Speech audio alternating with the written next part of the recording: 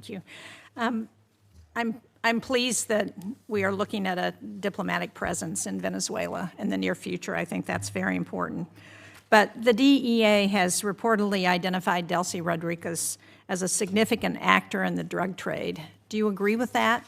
And if you do, how are we to assure the American people that the money that's going to Venezuela is not going to any of the cartels or drug running? Yeah, and that, well, first of all, on the first point, I would say she's not indicted the way Maduro and his wife were.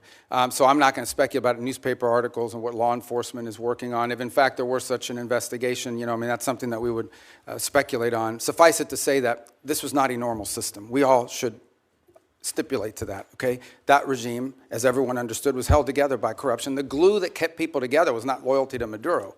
It was the fact that these 5 guys had 5 separate oil fields that were assigned to them. These people had drug routes. I understand that. So that's going to be clear. I'm not defending the regime. In fact, I'm concerned that we haven't really changed the regime enough, and that America's dollars are still going to drug runners and to significant organizations who we don't want to have benefit from the funding that we're selling now of oil and providing to the Venezuelan government. Look, no, I acknowledge that we are dealing with, I told you, with individuals that have been involved in things that in our system would not be acceptable, would not be acceptable to us in the long term. By no means is our policy to leave in place something permanent that's as corrupt as you've described.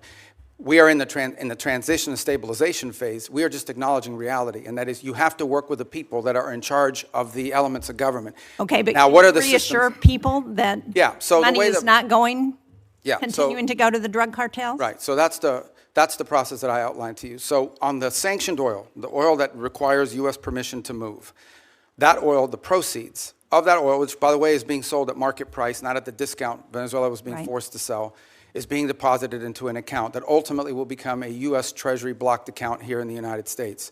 They will submit, we will, at the front end, say this is what this money can be spent on these things. We will submit to them, they will submit to us a budget request. We want to use this money for these things. And part of the proceeds will go to fund a audit process to make sure that that's how the money is being spent. So and that's how we intend to handle those funds in the short term. There's an actual audit process that's been set up? Who is It will be set up, and we have a couple options. One option is the XM Bank. They have expertise as bankers in being able to do some of that option. There may be some others in place. We haven't finalized what that audit process would be. We've only made one payment, and that payment we did, and retrospectively will be audited, but it was important we made that payment because they had to meet payroll. They had to keep sanitation workers, police officers, government workers on staff. It was a $300 million payment. Right, so it's been reported that the oil sold for $500 million, that $300 million went to Venezuelan government. What happened to the other $200 million? It's still sitting in the account, is my understanding at this time. The account in Qatar? Well, the account, yes, but that will ultimately be that's a short-term account. Ultimately, it will be a U.S. Treasury blocked account in the United States. And will it also be audited? Correct. Well, the audit will be on the expenditures. At the front end, we'll tell them this is what the money can be spent on. Again, I'm not talking about all the other revenues the Venezuelan government may have. We're talking about the revenues from the sanctioned oil. At the front end, we will say this is what the allowable expenses are. And then they will agree to fund, as part of the overall cost, they will pay for and fund an audit system acceptable to us to ensure that that's how the money was spent. And can you report to this committee once that audit system is set up? Oh, absolutely, yeah.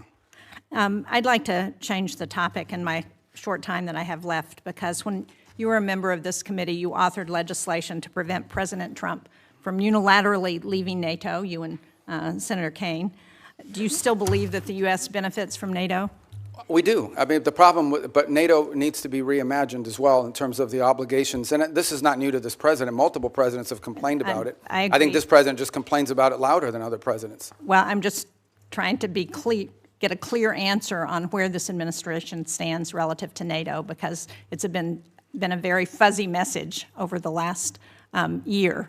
And do you agree that we're stronger in confronting China when we do so with like-minded partners, and that China is still the number one threat that we face in the United States. Yeah, but our like-minded partners have to have capability, and that's been part of the problem, is the erosion in European defense capabilities, because they've taken vast amount of the monies that these are rich countries.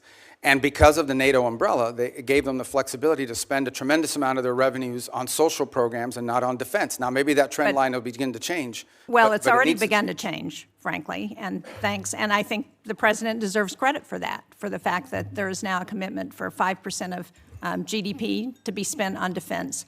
But part of that strength also comes not just from having the mechanism, the military might, but it also comes from the unity with our allies. And to the extent to which that unity is undermined, like the talk about Greenland and antagonizing Denmark, then it undermines NATO's ability. And the only people who are excited about that are Vladimir Putin and President Xi. Yeah, well, I would say that I think our alliances in NATO ultimately are something that's going to work out. Our partners understand the importance of the U.S. presence in NATO. Without the U.S., there is no NATO. And we understand that in order for NATO to be stronger, our partners need to be stronger. And one of the things we've explained to our allies in NATO is the United States is not simply focused on Europe. We also have defense needs in the Western Hemisphere. We have defense needs in the Indo-Pacific. And it will require us. We may be the richest country in the world, but we don't have unlimited resources. And as we reassign exactly resources, why we want to have allies and partners to help us as we're looking at conflicts around the world. And when we antagonize our allies and partners, and when we send Canada to do a trade deal with China instead of coming to New Hampshire or the United States, it weakens our ability to confront our adversaries. Yeah, but our allies have to be two things. They have to be willing to step up, but they also have to be capable of stepping up. And frankly, many of them have not. I mean, Spain is still not doing the 5%. I mean, there are countries that are still not doing. And in fact, Mark Rutte yesterday pointed out that if without the United States, the countries of Europe would have to spend 10% of their GDP for the next 20 years to be able to make up the whole. So I do think there needs to be a rebalancing, and hopefully we'll have cooperation. I think we will. Rutte has done a great job of managing all And I'm not arguing that point with you. As I said, I agree with what the president has asked of our European allies. What I'm arguing with you about is that his rhetoric is undermining NATO and our partnerships with our allies, and that's a problem. Thank you, Mr. Chairman.